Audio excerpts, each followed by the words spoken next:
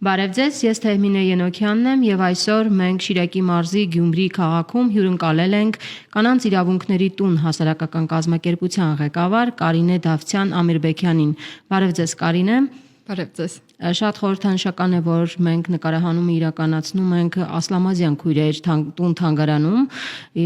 ովքեր հայտնի են իրենց համարձակ ստեղծագործություններով եւ Գյումրի քաղաքը այսպես զարդարում են իրենց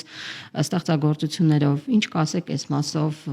հատկապես կանանց իրավունքների պաշտպանության կոնտեքստում, ինչպես է գնահատում այս թանգարանի գոյությունը։ Շնորհակալություն հարցի համար եւ իրականում շնորհակալություն ճիշտ տեղի ընտրության մասով, որովհետեւ իսկապես շատ կարեւոր է, որ կանանց աշխատանքները եւս ներկայացված լինեն, օրինակ ասլամազյան քույրերը իհարկե ունեն տարբեր ոճեր, բայց միևնույն ժամանակ այն ժամանակի իրենց ժամանակվա գոնե ավելի խիզախ նկարիչներ են համարվել եւ կանանց ներկայացրել են ավելի բաց մարմիններն են ներկայացրել, ոչ թե ներկայացրել են 90-60-90, այլ ներկայացրել են ավելի ոնց են ասում հիմա body positive-ի, նաև տեսանկյունից եւ շատ ավելի բաց են կարողացել ներկայացնել։ Միևնույն ժամանակ նշեմ, որ գրականության մեջ շատ հաճախ մենք հանդիպում ենք տղամարդկանց, գրողների, տարբեր բանաստեղծների, սակայն մենք ունենք եւ Գյումրիում իդեպ, Շուշանիկ Կուրղինյանի մասին, որ ֆեմինիստ գրող է, սակայն իր մասին ընդհանրապես շեշտադրում չկա, գրականության գրքերում շատ տարբեր Զապել Եսայան եւ այլն շատ տարբեր կանայք ունենք, որոնք ստվերում են մնացել ցավոք, անգամ նաեւ գիտությունների մեջ ունենք կանայք, որոնք կոնկրետ աշխատել են որևէ պրոդուկտ են բերել, բայց իրենց անունը կրկին չի շոշափվում, հետեւաբար շատ կարեւոր է, որ գոնե կա տուն-թանգարան հենց կանանց աշխատանքների ներկայացման համար։ Որն էր ձեր մոտիվացիայի աղբյուրը, որ դուք որոշեցիք հիմնադրել կանանց իրավունքների տունը եւ ինչ առաքելություն է իրականացնում ձեր կազմակերպությունը Շիրակի մարզում։ Լինելով կանանց համայնքի ներկայացուցիչ եւ բախվելով բոլոր գրեթե ոլորտներում, հիմնախնդիրների, մեծից փոքր, միջին, տարբեր հիմնախնդիրների, հասկացա, որ նախ ամեն ինչ կենտրոնացված էր Երևանում եւ մարզերի համաչափ զարգացման մասին եւս պիտի մտածենք հատկապես եւ մասնավորապես Շիրակի մարզում, որովհետեւ ինքս ծնվել մեծացել եմ այստեղ եւ ավելի լավ եմ պատկերացնում եւ ճանաչում խնդիրները բոլոր աղջիկների եւ կանանց, որոնք ծնված ժամանակվանից մինչեւ հասուն ժամանակ դեռևս բախվում են զուտ Շիրակի մարզի փոքրինչ ավելի կարծրատիպացված լինելու պատճառով։ Եվ ասեմ շատ սիրով հիշում եմ նաև 8 տարի առաջ, երբ ուզում էի հասարակական կազմակերպություն ստեղծել, բավականին խիզախ եւ երազանք թվացող միտքեր, դեռևս շատ sense խմորման փուլում էր։ Եղբորս խնդրեցի, որ օգնի այս հարցում ստեղծման հարցում ու ինչի եղբորս, որովհետև նախ իրեն շատ վստահում էի եւ հետո ինքը իսկապես ինձնից շատ ավելի փորձառություն ուներ հասարակական կազմակերպության ոլորտում եւ շատ բաներ նաեւ եղբորից եմ սովորել, բացի այդ ինքը կիսում էր լրիվ այս արժեքները եւ ինձ համար շատ կարեւոր էր, որ միասին այս ամեն ինչը ստեղծենք եւ ստեղծեցինք ես իսկապես այդ ժամանակ ես մտածում էի, եթե մեկ հոգու կյանք, ճակատագիր կամ ինչ-որ կենսակերպ փոխենք, մենք հաջողացենք, բայց ես իսկապես չէի պատկերացնում, որ այսքան տարի անց ես կխոսեմ ոչ թե տասնյակ, ոչ թե հարյուրավոր, այլ հազարավոր մարդկանց կյանքի մասին, մի քանի հազարի մասին, եւ ես վստահ եմ, որ դեռ թվերը աճելու են, շարունակվելու են։ Ու ասեմ, որ շատ դժվար է սկզբում 2 տարի լրիվ զրոյական, այսինքն ֆինանսական ռեսուրսներ չկար, մենք էինք ես եւ եղբայրս էինք հիմնականում ներդրումներ անում թե ժամանակային, թե ֆինանսական, թե տարբեր ռեսուրսների տեսքով եւ կարողացանք հաջողել ու իսկապես նվիրված աշխատում էինք ու ինձ որ ասում էին ախը շատ չունես ինչ ես աշխատում, շատ վիրավորվում էի իրականում, որովհետեւ ես գիտեի ինչ էի ուզում ու ինչ էի ուզում գնալ Խոչընդոտները հիմնականում դա էր, բայց հաղթահարեցինք ու դեռևս հաղթահարում ենք, ինչպես եւ մյուս հասարակական կազմակերպությունները։ Խոսենք ծրագրերից, առաքելությունից, ինչ եք անում, ինչ ծառայություններ եք մատուցում եւ հատկապես ինչ խնդիրներով կանայք են ձեզ դիմում։ Ծառայությունները հիմնականում մեր ուղղությունները կազմակերպության 3-ն են դեռևս ստեղծման պահից առաջինը ընտանեկան սեռական բռնության կանխարգելումն է եւ սրա ներքո տարատեսակ անվճար ծառայություններ ենք տրամադրում, ինչպիսիք են օրինակ իրավաբանական, սոցիալական, հոգեբանական, ավելացրել ենք նաեւ փաստաբանական անվճար ծառայությունը, որի համար իսկապես շատ ուրախ եմ։ Նաեւ նշեմ, որ այս տարիների ընթացքում մենք ունենք անցումային ապաստանի հնարավորություն, սա ոչ թե շենքեր, շինություն այլ մենք ֆինանսական ռեսուրսներ ենք տալիս բռնության ենթարկված եւ ընտանեկան եւ սեռական։ Բռնության ենթարկված անձանց, որոնք տեղ չունեին գնալու, կյանքի բարձր ռիսկանության գոտում էին, միևնույն ժամանակ երեխա են խնամում, ֆինանսական ռեսուրսներն է տրամադրում ենք, որպիսի եւ վարձակալության գումար կարողանային ծածկել եւ խնամքի ու հիգիենայի պարագաների գրպանի գումար ունենային։ Եվ ունենք եւս մեկ ծառայություն, որ էլի ֆինանսական ռեսուրսներ ենք տրամադրում, եթե օրինակ միայն ընտանեկան բռնության պատճառով առաջացել է որևէ առողջական խնդիր, ընդհանուր մինչև օրինակ քթի կոտրվածք, ձեռքի որևէ մարմնի հատվածի խեղում եւ այլն, աչքի տեսողության խնդիր, մի խոսքով շատ տարբեր, հա, որպեսզի եւ ընդհանուր մինչև թանկարժեք վիրահատություններ կամ հետազոտություններ անցնեն ու իրականացնեն եւ շատ դեպքեր ունենք ցավոք այդպիսին։ Երկրորդ ուղղությունը տնտեսական զորեղացումն է կանանց համայնքի, այստեղ մասնավորապես շեշտադրումը անում ենք աշխատանքային իրավունքի պաշտպանության եւ կանանց տնտեսական ու ֆինանսական անկախության։ 200-ից ավելի կանանց եւ աղջիկների մենք արդեն հնարավորություն ենք տվել մասնագիտություն սովորել եւ IT եւ ոչ IT ոլորտում եւ 13 բիզնես ստարտափեր ենք ֆինանսավորել, որոնք արդեն ունեն իրենց աշխատողները, անգամ մասնաճյուղեր որոշները ունեն։ Նշեմ, որ 144 կանայք եւ աղջիկներ արդեն ունեն ֆինանսական եկամուտներ սեփական եւ իրենք են ծածկում իրենց տարբեր ծախսերը։ Եվ երրորդը վերջապես երրորդ ուղղությունը կանանց քաղաքական մասնակցության խթանումն է։ Էլի սկզբնական տարիներից մինչև հիմա մենք ամենամյա ավանդույթ դարձած ճամբարն ենք իրականացում քաղաքական երիտասարդական կազմակերպությունը որևէ քաղաքական նկրտում չունի, բայց մենք իրականացնում ենք որպեսզի եւ կին որոշում կայացնողների, օրինակ падգամավոր, նախարար, մարդու իրավունքների պաշտպան եւ բոլոր մնացածների հետ հանդիպում կազմակերպենք մեր Շիրակի մարզի կանանց եւ աղջիկների հետ ու ստեղծենք այդ կամուրջը, որպեսզի միասին եւ համագործակցեն, համայնքային խնդիրներ բարձրացնեն, լուծեն։ Միևնույն ժամանակ իրականացում ենք բիզնես լանչեր կրկին որոշում կայացնող կանանց հետ, ազգային ժողովը ենք ուսումնական այցեր տամ կամ ավականու նիստերի եւ նաեւ ֆինանսավորել ենք 19 համայնքային զարգացման ծրագրեր եւ մեր կանայք արդեն տարբեր համայնքներում տարբեր ծրագրեր են իրականացրել, օրինակ մեկը գրադարան է ստեղծել մի գյուղական համայնքում, մյուսը որ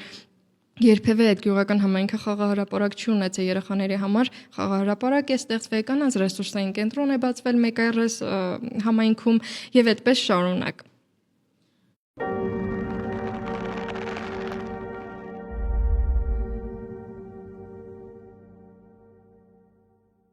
Ինչ է տալիս ֆինանսական անկախությունը կնոջը, հատկապես բռնության ենթարկված կնոջը, ով տարատեսակ վախեր ունի հասարակական միջավայրում հայտնվելու, ընտանիքի, տարբեր մարդկանց, հարազատների կողմից ճնշումների ենթարկվելու տեսակետից։ Ինչպես է կինը հաղթահարում ձեր կազմակերպության միջոցով այս խոչընդոտները եւ կարողանում իրագործել իր երազանքը, այսպես ասեմ։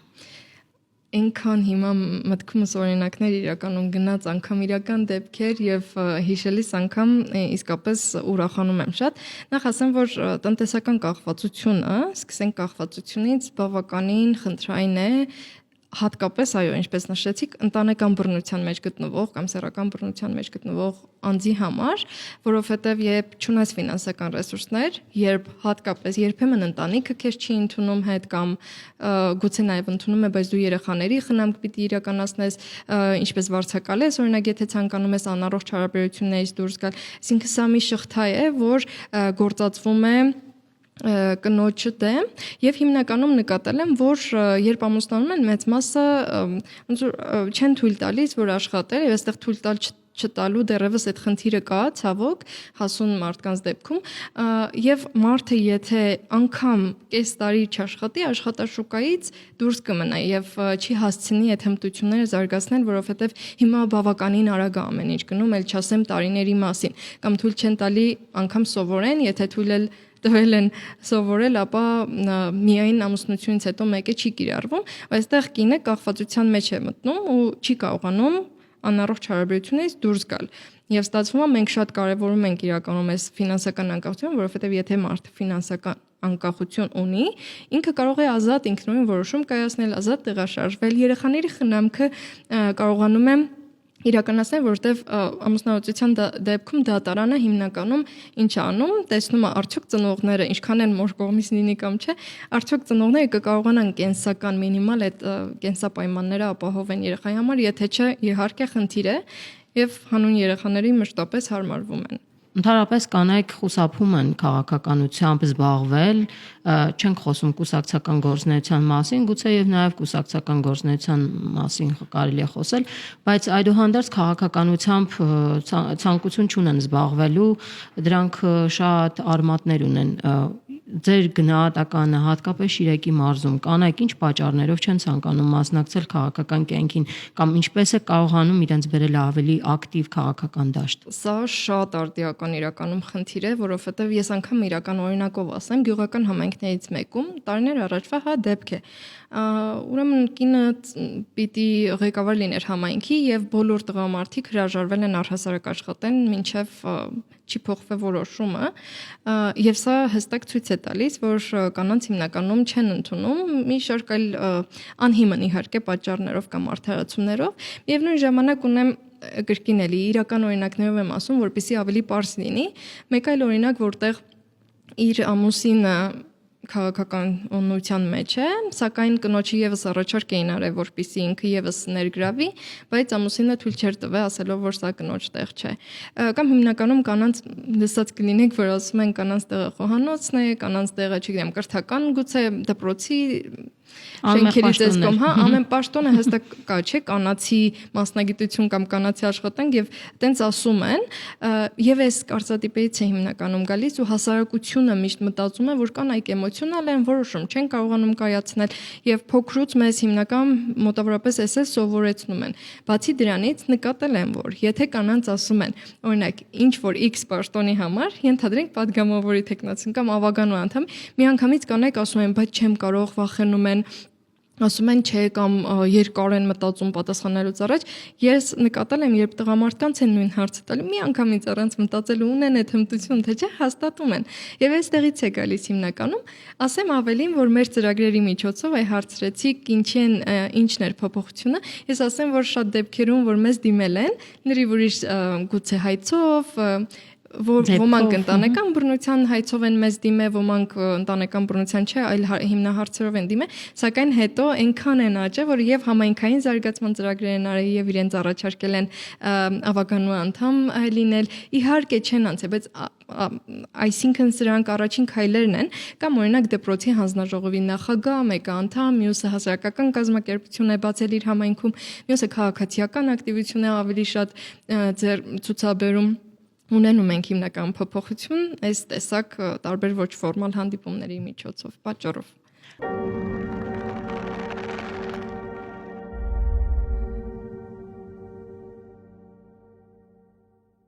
Լինել Գյումրիում եւ չխոսել Գյումրիի քաղաքապետի ընտրությունների մասին եւ ընտրված քաղաքապետ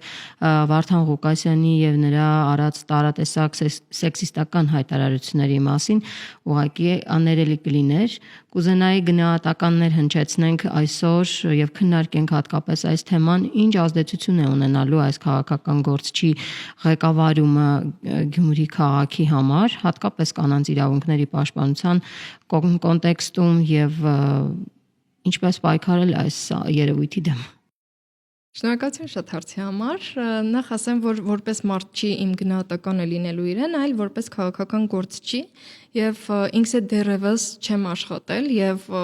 ինչի չեմ աշխատել, որովհետեւ յուրաքանչյուր քաղաքապետ, որ փոխվում էր Գյումրիում, մենք գնում էինք նախ ներկայանում էինք, ասում էինք մեր ծառայությունները, հնարավորությունների մասին։ Այս անգամ այդպես չարեցինք զուտ հարցազրույցների ընթացքում տեսա բավականին խտրական մոտեցումներ եւ ուղղակի հասկանում եմ, որ քաղաքական գործիչը դեռևս չի կիսում կազմակերպության արժեքներ կամ գոնե կանանց իրավունքների կարեւորության մասով ինքս չեմ զգացել։ Եվ սա մեր պատմության, միակ դեպքն էր, որ մենք չգնացինք, ծառայություն չներկայացրեցինք եւ իսկապես չգիտենք ինչպես դեռևս աշխատել, ինչպես շարունակել քաղաքապետարանի հետ գոնե եւ իսկապես մյուս բաժինների փոխված, մասնագետներին եւս դեռևս չեմ ճանաչում, փոքրինչ ավելի դժվար է, զուտ ոչ այդքան զգայուն տերմինների կիրառման պատճառով նույն էջում չեն գտնվում եւ բավականին խնդրային է, ես կարծում եմ, որ կանանց իրավունքներին որպես այդպեսին դեռևս այն կարևորության չեն հասել եւ Գյումրիում եւ առհասարակ Շիրակի մարզում ու առհասարակ Հայաստանում եւ դեռ շատ աշխատանք ունենք, սկսած պետական պաշտոններ զբաղեցնող ներկայացուցիչների հետ աշխատելուց մինչև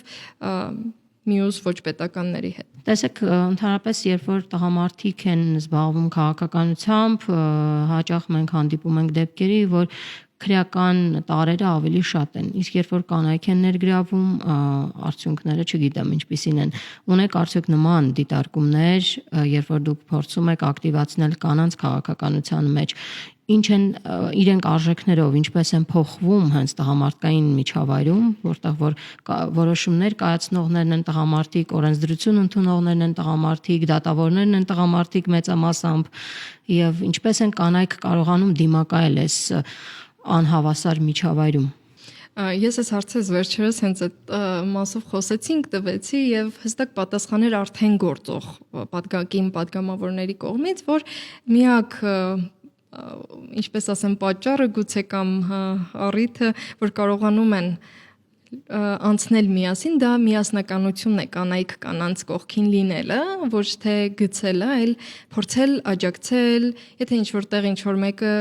X հնարավորություններ, հմտություններ չունի, մեկը լրացնի եւ այսպես միմյանց չմեղադրել եւ չխտրականացնել ճանապարհին, որպիսի կարողանան այս անհավասար միջավայրում նաեւ պայքարել ու ստացվել եւ կասեմ, որ արդեն գնալով ավելի լավանում որակապես այդ համագործակցությունը, իսկ մեր մասով կազմակերպություն շատ կարեւորում է կանացի սոլիդարությունը, քույրությունը ինքնին, շատ հաճախ ասում եմ քույրության մասով, հենց ասում եմ քույրություն, ընդհանրապես չեն էլ հասկանում ինչա քույրությունը, բայց եղբայրություն, որ ասում եմ, միանգամից առանց հարցի հասկացվում է։ Ասվածը շատ լավ ընկալվում է, բայց քույրությունը գրեթե չի էլ գործածվում, նախ չի գործածվում մեր լեզվական այս բառապաշարի մեջ, նաև գործնականում։ Դրա համար շատ կարևորում ենք այս կանանց աջակցելը եւ հենց սա էր պատճառը, որ մենք փորձեցինք կամուրջը մշտապես ամեն տարի կառուցել տարբեր երիտասարդ աղջիկների հետ, որ կարողանան ավելի որոշ ճանապարհ անցած որոշում կայացնող կանանց կողքից քայլեն ու կարողանան իրենք եւս հաղթահարել, ասեմ ձեզ, շատ ստացվում է եւ կանայք, որոնք մեր կանայք աղջիկները, որոնց հարցնում ենք սկզբում, արդյոք ուզում եք կամ մտածել եք քաղաքական կամ քաղաքացիական պայքարի մեջ մտնել, իրենք մշտապես ասում էին չեմ կարծում, չեմ ուզել երբեք կամ երբևէ չեմ մտածել, բայց հենց հանդիպումները ավարտվում էր, ճամբարները ավարտվում էր, ուսուցողական այցեր անում էինք, միշտ ասում էին ես չէի մտածում, որ այսքան փաստորեն խոչընդոտներ են, այս մարդիկ էլ անց է, հետեւաբար եթե իրենք կարող են, ես է կարող եմ, շոտ է տարբերությունը տալի ու շոտ ուրախ եմ, որ այս հնարավորությունը գոնե հիմա կա։ Ձեր կազմակերպությունը զբաղվում է կանանց նկատմամբ բռնությունների դեպքերով եւ դրանք ուղղորդվում են, զուգորդվում են դատավարական գործընթացներով։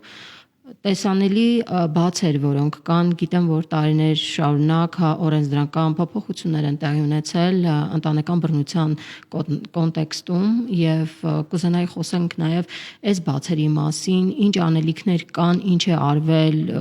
ինչ է գործում թերևս օրենսդրության եւ օրենսդրական մակարդակում, այսպես ասեմ։ Ջատագովությունը միասնական բերեց նախ օրենքի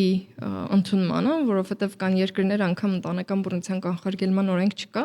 17 թվականին ընդունվեց, 18-ին կիրառվեց, պրակտիկայում իմպլեմենտացիայի փուլում հասկացանք, որ շատ բացեր կա, որովհետեւ հենց երբ առնչվում ես կոնկրետ դեպքերի հետ, հասկանում ես բացերը եւ մենք մշտապես ասում ենք, թե ինչ կարիք կար փոփոխության ու ահագին իսկապես փոփոխություն եղավ 24 թվականին արդեն հուլիսի 1-ով նոր փոփոխված խմբագրված տարբերակը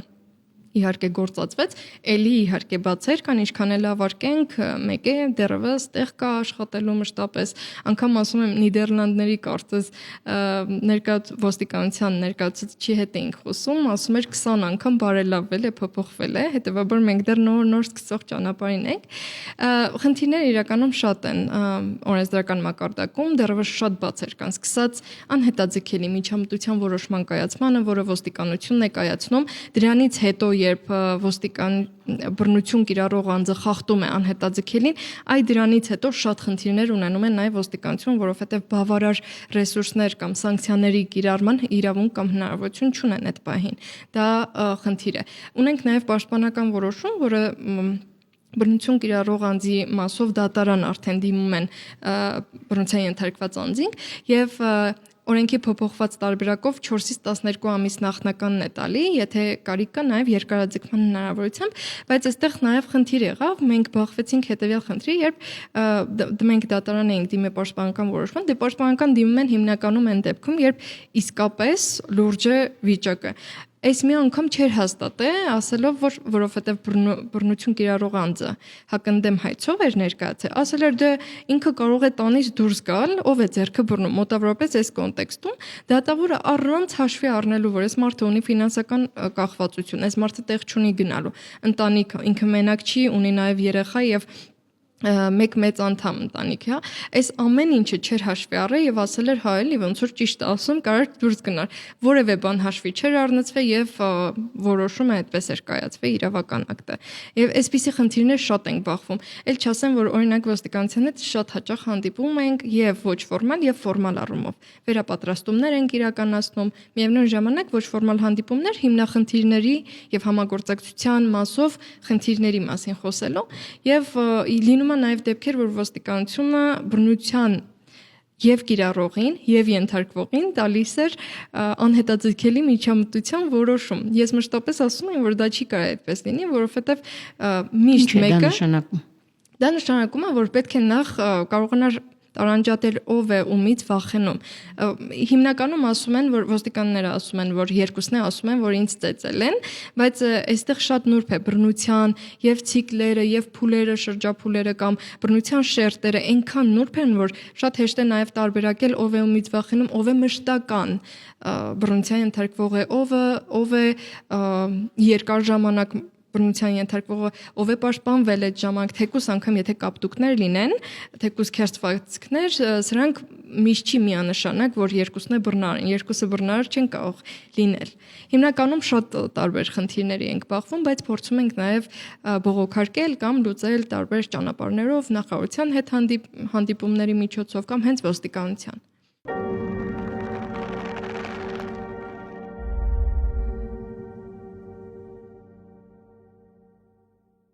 Կարինե, դուք 8 տարվա ընթացքում առնչվել եք տարատեսակ դեպքերի, կուզենամ ներկայացնեք ձեր մարզում առկա վիճակագրությունը ընտանեկան բռնության եւ տարատեսակ այլ տնտեսական, գուցե հոգեբանական բռնության տեսքով, ինչ դեպքեր կամ ինչ վիճակագրություն ունեք։ Ես ընտանեկան բռնությունը ընդհանրական ներկայացնեմ, Շիրակի մարզի դեպքերը, եկեք 2021 թվականից ասեմ, 2021 թվականին ունեինք 101 ընտանեկան բռնության դեպք,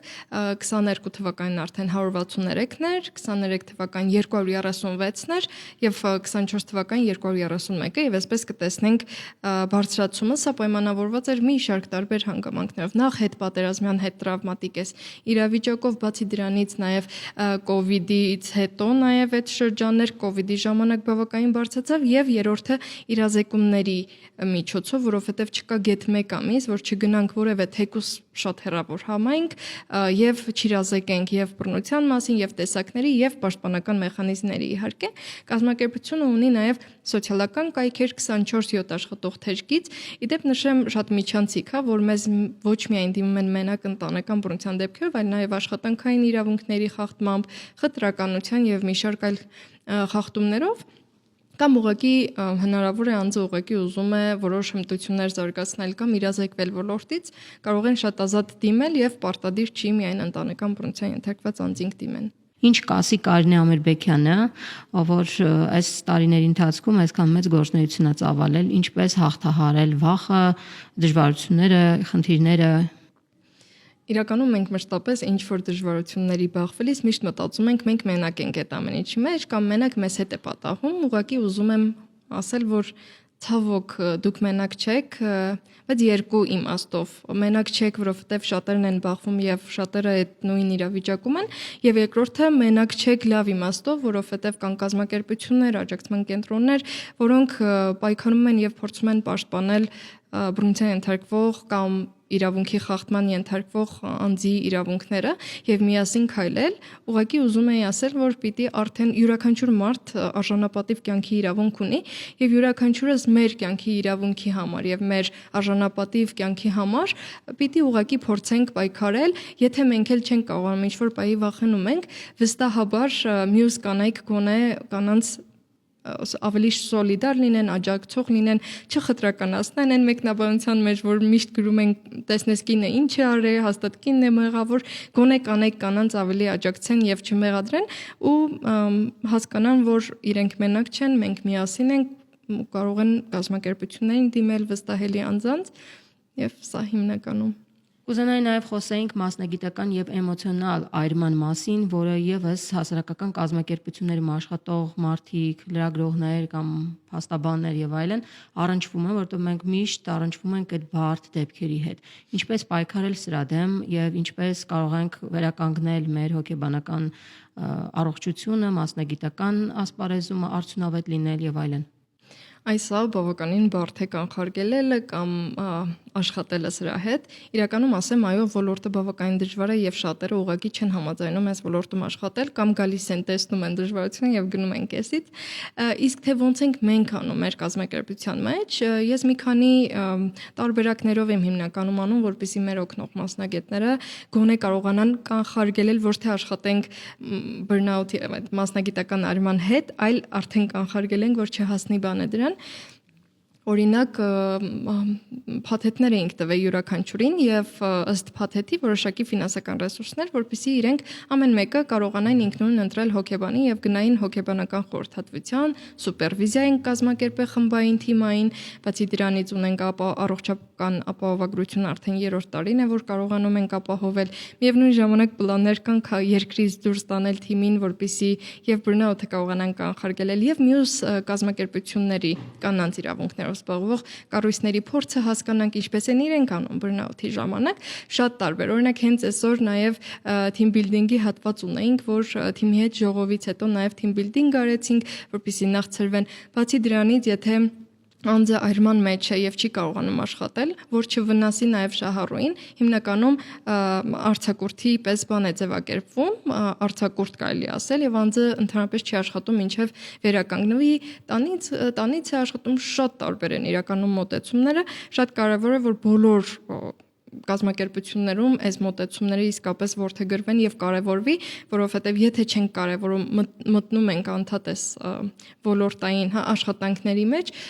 մենք ուղղակի հյուծվում ենք, քանվում ենք եւ չենք էլ հասկանում, որ մասնագիտական այրման մեջ ենք, անգամ անկողնուց չենք կարողանում վեր կենալ ու չենք էլ հասկանում, թե ինչու ենք հոգնած առավոտ դեռևս նոր արթնացած։ Շատ կարեւոր կետ է եւ ես նաեւ հիշում եմ, որ իսկապես մի հատ խոշտանգման դեպք ունեի, երբ կարդում էի, իդեպ նախարարության հետ քանի որ աշխատում են, կազմակերպությունը ընտրվել է որպես մարզի աջակցման կենտրոն եւ սրա պայմանով ոստիկանությունը բոլոր մարզի բռնության դեպքերը ուղղորդում է մեզ։ Դեպքը բացեցի եւ խոշտանգման դեպքեր բավականին ծանր, սահմռկեցուցիչ եւ իսկապես դաշահարունների մոտ չենք լացում, բայց ես այդ ժամանակ չէի կարողանում արդյունքները զսպել, ուղղակի ապշել էի այդ ընդհանուր իրավիճակից, թե ինչպես կարող էր այսպես լինել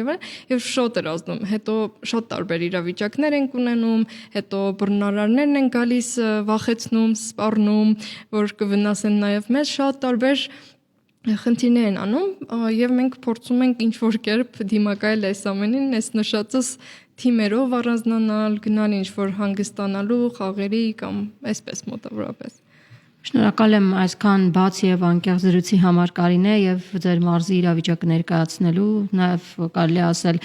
խնդիրները նույնն են մյուս մարզերում եւս, մի քիչ ավել, մի քիչ պակաս։ Շնորհակալ եմ, որ մեր հետ կիսվեցիք ձեր մտքերով եւ ձեր գործունեության մասին տեղեկատվությամբ։ Ես եմ շնորհակալ հրավերի համար եւ շնորհակալություն թեմային անդրադառնալու համար։ Հիշեցնեմ, որ մենք հյուրընկալել ենք Գյումրիի կանանց իրավունքների տուն հասարակական կազմակերպության նախագահ Կարինե Դավթյան-Ամիրբեկյանին։ Ցտեսություն։